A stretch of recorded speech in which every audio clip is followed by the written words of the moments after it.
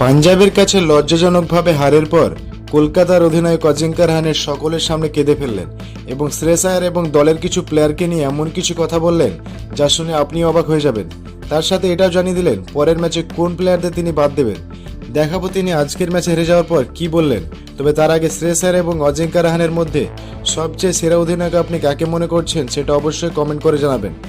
যদি আজকের ম্যাচের কথা বলি তাহলে প্রথমে টসে জিতে ব্যাটিং করার সিদ্ধান্ত নেয় পাঞ্জাব অধিনায়ক শ্রেয়স আয়ার। তারপরে কলকাতার বোলাররা আজ দুর্দান্ত পারফরমেন্স দেখিয়েছে, সেখানে পাঞ্জাবকে তুলতে দেয় মাত্র 111 রান।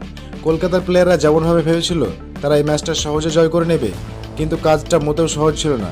তাই প্রথমে এসে কুইন্টন ডিকক এবং সুনীল নারিন প্রথমে আউট হয়ে চলে যান। তারপরে হাল ধরেন অজিঙ্কা রাহানে এবং রঘুবংশী। এই দুটো প্লেয়ার অবশ্যই দলটাকে একটু টিকিয়ে রেখেছে, বাকি প্রতিটা প্লেয়ার বাজে পারফরমেন্স করেছে।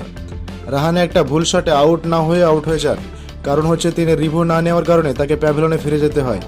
এখান থেকে শুরু হয় কেকেআরের ডাউনফল। এরপর কোনো প্লেয়ার ভালোভাবে খেলতে পারেনি, মাত্র 20 থেকে 30 রান তাড়া করতে পারেনি এই 4 থেকে 5টা বড় বড় নামযুক্ত প্লেয়াররা, যেখানে তাদের প্রাইস 15 কোটি থেকে 24 কোটি এই ধরনের তাদের প্রাইস রয়েছে।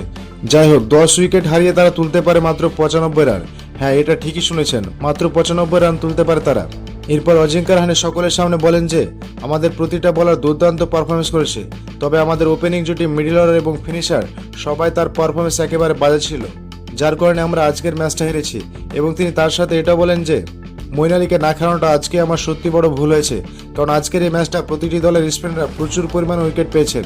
তাছাড়া সবার শেষে তিনি বলেন শ্রেয়স আয়ার একজন অসাধারণ অধিনায়ক, তার অধিনায়কত্বের কৌশল রয়েছে। আগে আমাদের জানা উচিত ছিল যে শ্রেয়স আয়ার এই দলের সাথে অনেক বছর কাটিয়েছেন, তাই দলের সমস্ত কিছুই তিনি জানেন। বন্ধুরা, এই ম্যাচে কলকাতার এই হারের পেছনে সবচেয়ে বড় কারণ এবং কার জন্য কলকাতা দল হারলো, আপনার কি মতামত অবশ্যই কমেন্টে জানাবেন।